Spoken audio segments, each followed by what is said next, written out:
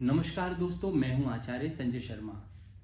कहते हैं कि लक्ष्मी के भंडार की बड़ी अपूरब बात, जो जो दें त्यों त्यों बढ़े, बिन खर्चे घट जात।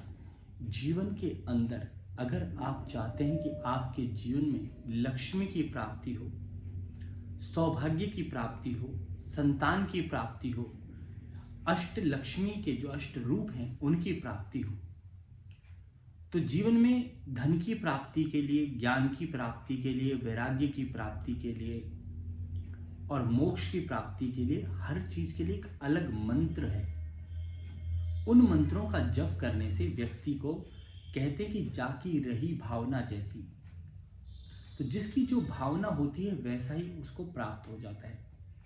आजकल लोग एक अफर्मेशन के सिद्धांत पे चल रहे हैं कि सुबह उठते ही आप जो सोचोगे वैसा ही आपके जीवन में घटित हो जाएगा।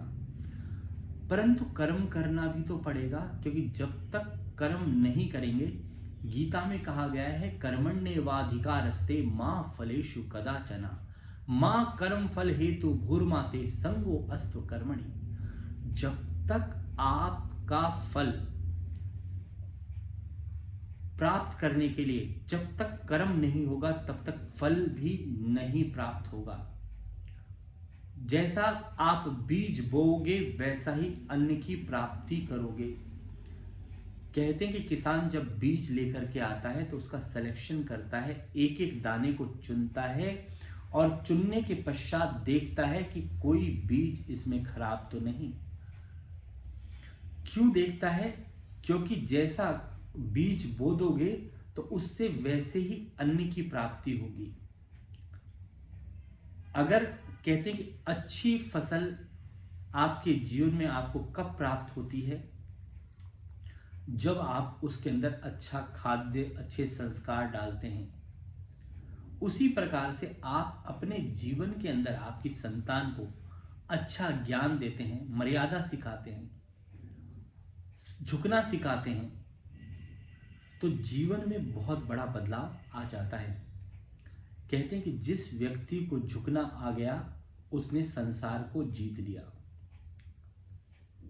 आम का वृक्ष देखें, वो हमेशा जो है झुका रहता है, लदा हुआ रहता है फलों से। अनार का देखें, नींबू का देखें, तो जो भी फलदार वृक्ष होगा जिसमें कोई ना कोई फल आएगा, वह कभी भी पृथ्वी पर जल्दी से गिरेगा नहीं। कारण क्या है? कारण एक ही है कि फल देना वाला व्यक्ति कभी भी जो है झुक करके देता है, प्रणाम करके देता है। और सफेदे का पेड़ अगर आप देख लें तो उसमें कोई भी फल नहीं लगता, क्योंकि वो सीधा सीधा ही चलता है और वह अकड़ वाला होता है, और जब भी एक जोर की आंधी आ जाए तो झुक करके जमीन पर गिर जाता है। कारण यही है कि जिसने सहना सीख लिया, जिसने झुकना सीख लिया, वह जीवन के अंदर सब कुछ प्राप्त कर लेता है। तो हम बात कर रहे थे धन की प्राप्ति के लिए क्या मार्ग प्रशस्त हो सकता है। धन की प्राप्ति के लिए लक्ष्मी की आराधना करनी चाहिए। लक्ष्मी आपको मालूम है किसकी पत्नी है? भगवान विष्णु जी की पत्नी लक्ष्मी जी हैं।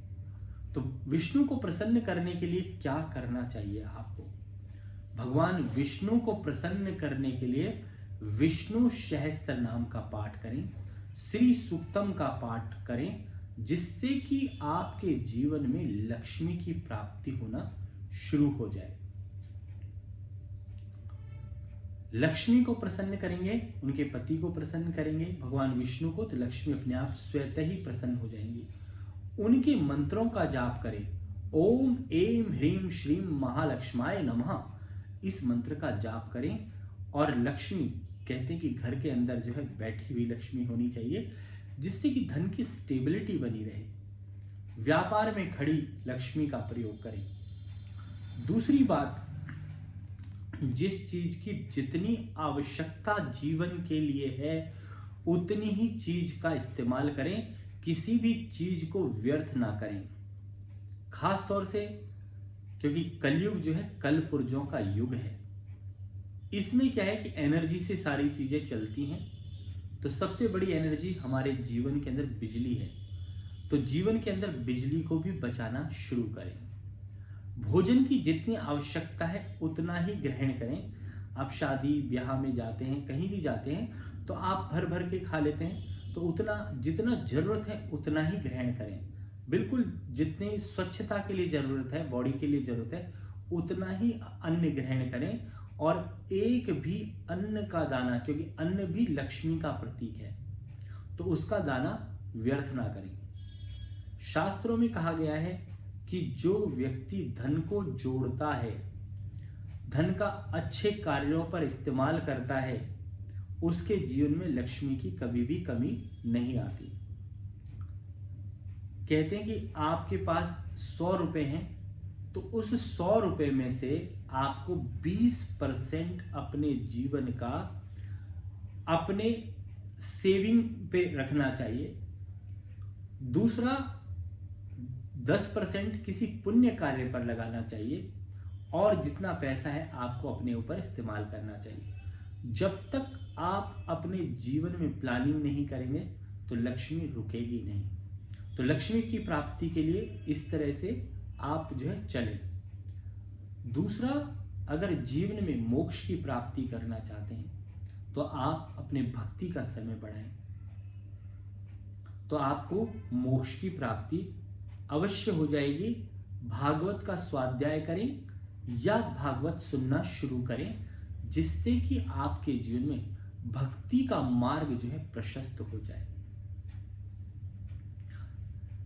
दूसरा, जीवन के अंदर जितनी भी बुराइयां हैं उनको अपने मन से त्याग दें और अच्छाई को ग्रहण करना शुरू करें, क्योंकि जो व्यक्ति अच्छाई को ग्रहण करता है उसके जीवन में स्वच्छता अपने आप ही आ जाती है, और जो बुराई को ग्रहण करता है उसका मन और चित्त अशांत रहता है।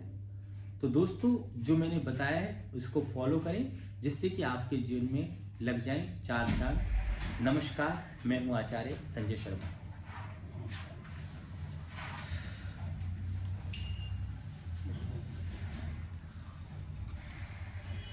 वहीं तक ले लेना।